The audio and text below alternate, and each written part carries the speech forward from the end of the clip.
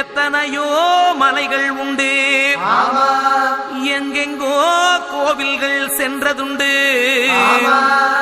ஆனால் உன்னை போல் ஒரு தெய்வத்தை உலகில் நான் கண்டதில்லையே ஐயப்பா. சுவாமியே சரணையப்பா.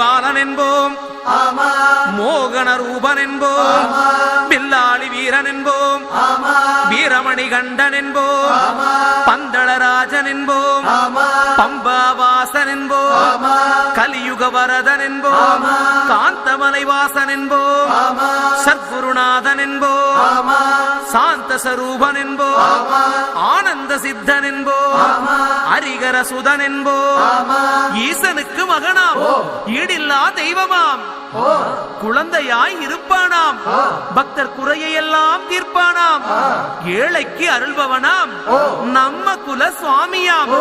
அப்படிப்பட்ட சுவாமி ரொம்ப சிறுசையா, ஆனா சக்தி ரொம்ப பெருசையா.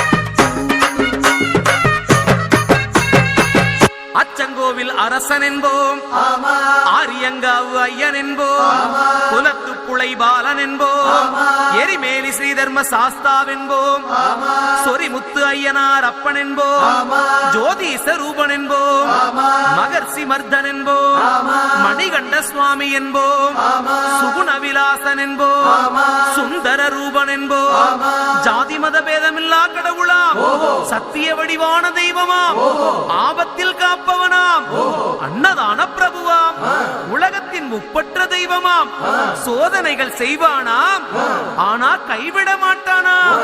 அப்படிப்பட்ட சாமி ரொம்ப சிறுசையா, ஆனா சக்தி ரொம்ப பெருசையா.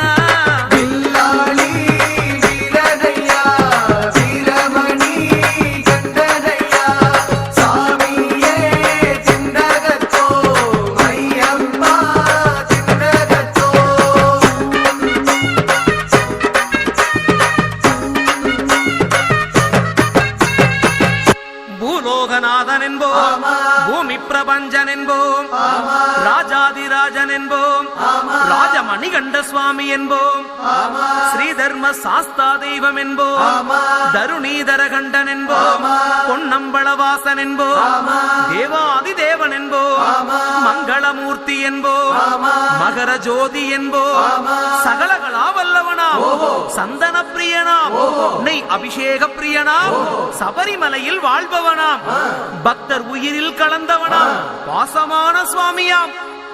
அப்படிப்பட்ட சுவாமி ரொம்ப சிறுசையா, ஆனா சக்தி மட்டும் பெருசையா.